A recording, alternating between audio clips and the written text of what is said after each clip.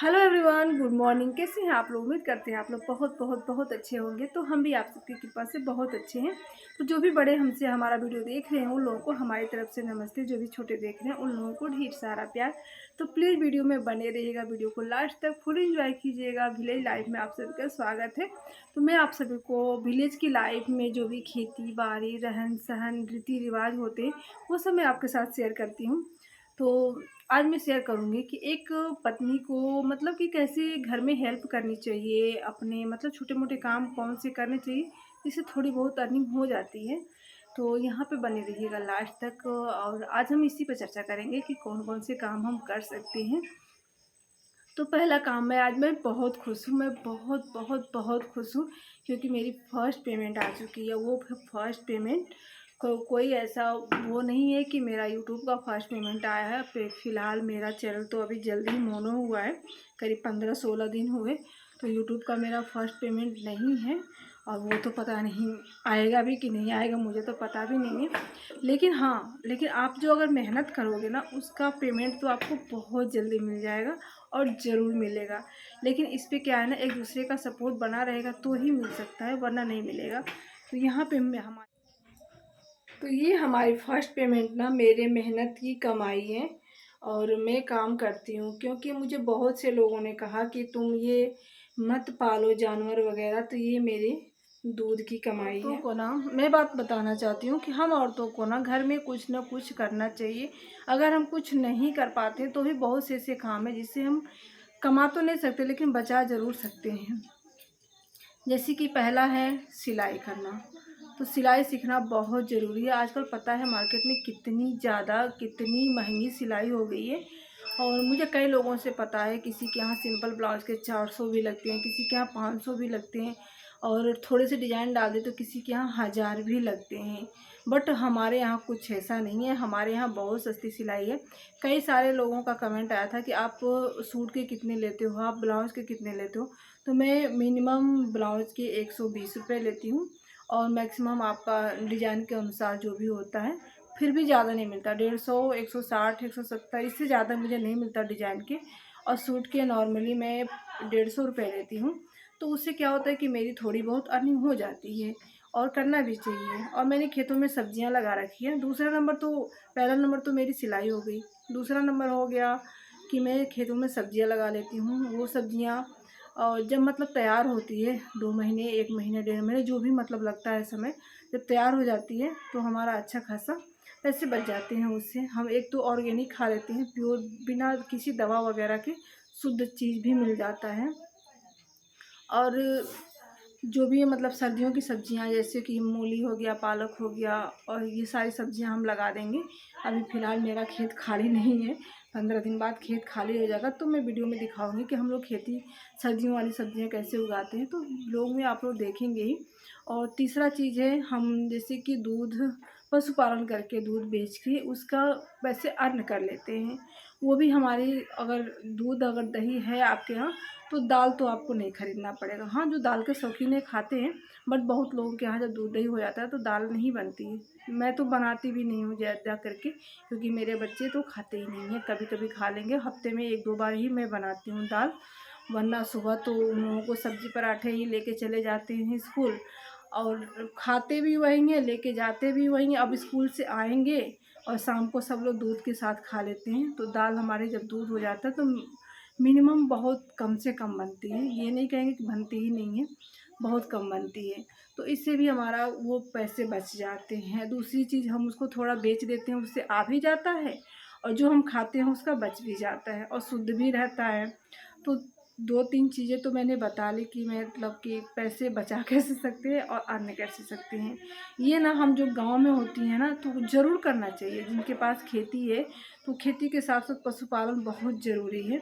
और घर में सिलाई वगैरह तो आपकी मर्ज़ी है, सीखो। और आप फिर हस्बैंड कमा रहे हैं तो उनकी मर्ज़ी है, 400, 500, 100, 200 जो भी हो, वो तो हस्बैंड देंगे, आपको क्या करना है। तो अगर एक इंसान घर में कमाने वाला है और 4 लोग खाने वाले हैं तो यकीन मानिए पैसे तो नहीं बचेंगे। अगर हर लोग घर में का कुछ ना कुछ कर रहे हैं तो आपके ज़्यादा से ज़्यादा पैसे बच जाएंगे। तो मेरी कोशिश यही रहती है कि मैं अगर जो मेरे बस में है वो मैं करूं। घर में खाली बैठने रहने से तो कुछ होने वाला नहीं है। मुझे शौक़ है पशुपालन करने का, बट पतिदेव की वो नहीं है कि तुम करो ही, नहीं करोगी तो भी खाने को मिलेगा, करोगी तो भी खाने को मिलेगा। तो ये तो मैं अपने शौक़ से पाली हूँ कि चलो कुछ आएगा ही नहीं, घर से कुछ आएगा भी और घर से कुछ जाएगा नहीं।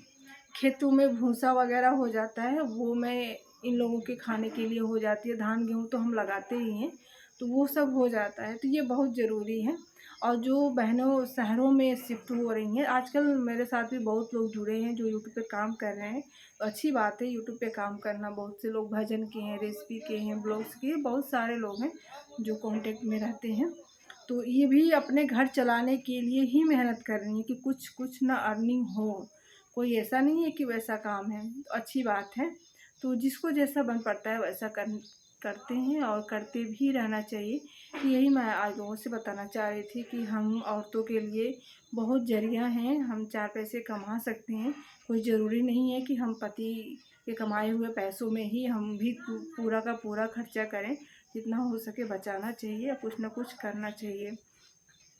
और अभी हम चल रहे हैं खाना बनाने, और बच्चे तो हमारे जा चुके हैं स्कूल, और मैंने उन लोगों के लिए पोहा और सब्ज़ी और रोटी बनाई थी। तो आज हस्बैंड का स्कूल ना 1 घंटे लेट होगा, पर वो तो 7:30 से लगता था। आज अब 1 अक्टूबर है, तो 1 अक्टूबर से उनका स्कूल का जो टाइमिंग होता है वो चेंज हो जाता है। 8 बजे भी हो सकता है, वैसे कुछ हो जाएगा टाइम। फिर जब ज़्यादा सर्दियाँ आने लगती ना तो 10 बजे भी हो जाती है। तो वही है, वो गए हैं छोड़ के, अभी आएंगे, तब तक मैं जानवरों को देख लेती हूँ, जो कि बहुत ज़रूरी है। अपने पेट की तरह उनका भी ख्याल रखना बहुत ज़रूरी है। तो चलिए हम अपना काम फटाफट से कर लेते हैं।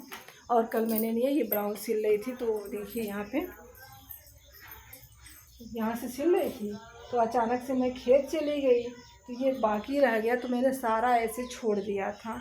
इससे क्या होता है अगर 120 रुपये ही लेते हैं तो 120 हमारा बच ही गया, 120 बच ही गया। और उसमें भी मैंने 2 सिले हैं, उसमें भी बच गए। अगर नहीं आता तो 4 ब्लाउज़ों के मेरे आराम से 580 रुपये तो चले ही जाते हैं। इसलिए कहते हैं बहुत ज़रूरी है सीखना। मेरी बातें अच्छी लगी हो तो कमेंट करके ज़रूर बताइएगा, और बुरी लगी हो तो सॉरी, कोई बात नहीं। रोज़ मैं नहाने के पहले कपड़े धोती थी, आज मैंने जल्दी नहा ली, तो सारे कपड़े मैंने रखे हैं धोने के लिए। और चलती हूँ, मैं बना लेती हूँ रोटियाँ, भूख लगी है जी। पहले धोऊंगी मैं बर्तन, फिर बनाऊंगी रोटियाँ। तो वीडियो में बने रहिएगा लास्ट तक, वीडियो को फुल एंजॉय कीजिएगा। वीडियो अच्छा लगे तो लाइक कीजिएगा, चैनल पे पहली बार है तो सब्सक्राइब कीजिएगा। 4-5 दाएँ लाइट आई और गई। अब 4-5 चक्कर में मैंने इतने सारे कपड़े हस्बैंड जी के मैंने प्रेस किए हैं। कितने चक्कर में मैंने प्रेस किए, सुबह से जा रही हूँ भाग के आ रही हूँ करने के लिए, और जा रही है तो चली जा रही हूँ, आ रही है तो भाग के आ रही हूँ। तो इतने सारे मैंने यहाँ पे प्रेस करके रखे हैं। और कितने किए हैं मैंने, 1 2 3 4 यहाँ पे, और इतने सारे मैंने यहाँ पे, इतने सारे मैंने यहाँ पे प्रेस किए। तो हो गए इतने सारे कपड़े मेरे पास। तो देखिए इतने सारे मैंने कर लिए। अब जा रही हूँ मैं कपड़े की सिलाई करने।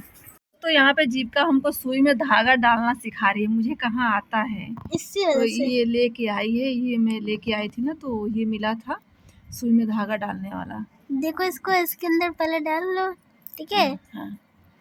अब फिर ये धागा जो है यहाँ पे डाल लो, फिर इसे थोड़ा सा ही मोड़ दो, यहाँ पे थोड़ा सा ही पे मोड़ दो ये पे। हाँ। और फिर ये जो सुई है इसे यहाँ पे ले आओ, बस हो गया, धागा पड़ गया।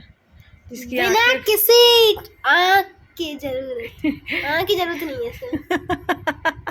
आँखों की जरूरत नहीं, अंधे लोग भी डाल लेंगे, है ना।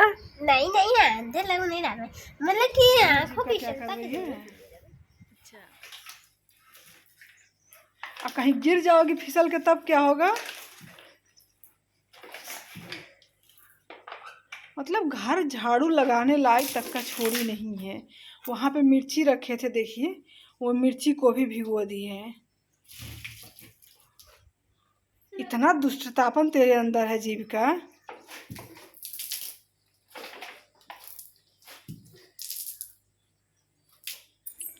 तो हम यहाँ पे तैयारी कर रहे हैं अपने कढ़ी बनाने की रेसिपी की। तो उसके लिए तो चाहिए दही, छाछ, मट्ठा जो भी है वो चाहिए। तो वो 3 दिन से रखा था, हमने कहा चलो कढ़ी के लिए हम इसको निकाल लेते हैं। तो वही बैठ के मैं निकाल रही हूँ। शाम का समय है तो मैं इसी लागे बनाऊँगी भी, क्योंकि बच्चे मांग रहे हैं खाना। कढ़ी चावल का नाम सुन के खुश हो गए हैं।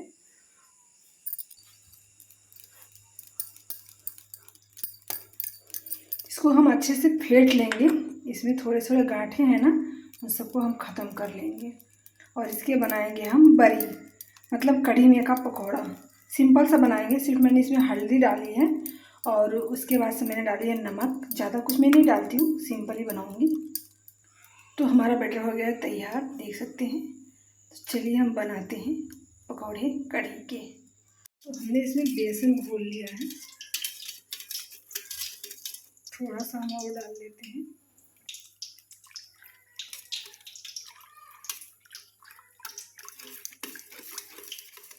और यहाँ पे मेरा तेल पहले से गर्म था और ये बचा हुआ तेल था मेरा। और एक बात मैं आप लोगों को बता दूं कि बचे हुए तेल का इस्तेमाल ना बार बार नहीं करना चाहिए। 1 से 2 बार हो जाए, 4 या 5 बार नहीं होना चाहिए। तो ये मैंने दूसरा बार तेल थोड़ा ही डाला है कि ज़्यादा डालूँगी बच जाएगा तो फिर बेकार हो जाएगा, तो इसलिए मैंने थोड़ा ही डाला है। तो देखिए हमारे पकौड़े बन रहे हैं, कढ़ी के पकौड़े। तो चम्मच से ही मैं डाल रही हूँ, हाथ नहीं लगा रही हूँ। और सब बच्चे ना पकौड़े भी अच्छे से खा रहे हैं मन से। हाँ देखिए मेरे पकौड़े बनके तैयार हो गए हैं, कढ़ी पकौड़े। कुछ टेढ़े हैं, कुछ मेढ़े हैं, क्योंकि मैंने तेल ना बहुत कम डाले थे, उसी में मैंने पकाया है। क्योंकि तेल एक्स्ट्रा बच गया था ना, मैंने उसी का यूज कर लिया। तो ये हमारे पकौड़े देख रहे कैसे, कोई कोई कुछ बना है, कोई घोड़ा बना है, कोई हाथी बना है।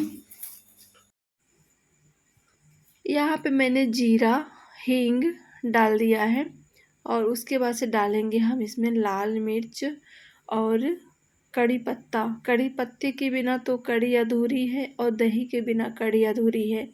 तो हमने यहाँ पे डाल दिया। देखिए मैंने ज़्यादा तेल नहीं डाला था ना, तो ये तेल को हम बचा के नहीं रख सकते हैं। अब जो भी तेल डालेंगे फ्रेश डालेंगे, तो इसलिए ना ज़्यादा कम से कम मतलब कि तलने के लिए तेल डालें। और हम देखते हैं कि बहुत सारी बहनें बहुत ज़्यादा तेल डाल देती हैं, तो वो बच ही जाता है, फिर बेकार हो जाता है, वो जो हमारी सेहत के लिए बहुत ही हानिकारक है। तो यहाँ पे मैंने जो छाछ में मिला के रखी थी ना बेसन, दिखने में तो पतला लग रहा था, लेकिन ये ना बनाते बनाते ठीक हो जाता है। क्योंकि ये बेसन है ना, बेसन जैसे आग पे चढ़ती है ना, वैसे अपना गाढ़ा होना शुरू हो जाती है। तो यहाँ पे हम कढ़ी बनाना चालू कर दिए। बच्चे भूखे हैं, बहुत जल्दी सो जाते हैं, तो मैंने उन लोगों के लिए बना ली कढ़ी और दे देंगे खाना। बनके रेडी हो गई कढ़ी पकोड़े के साथ। और इसका कलर देखिए कितना अच्छा आ रहा है।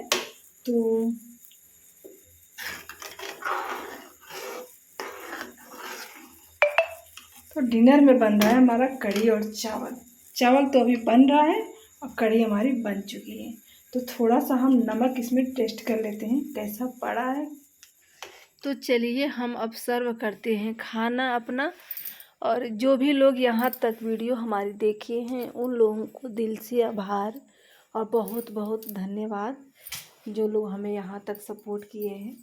तो वीडियो पूरा देखने के लिए। और यहाँ पे मैंने चावल ना थोड़ा ज़्यादा ही ले लिया, तो मैंने इसको कम कर दिया था। और कढ़ी का कलर देख सकते हैं कि कितना सुंदर लग रहा है दिखने में। और यहाँ पे मैंने सलाद भी रख ली है, मूली, प्याज और टमाटर जो मिला था मार्केट में, वो मैंने सलाद कट कर दी।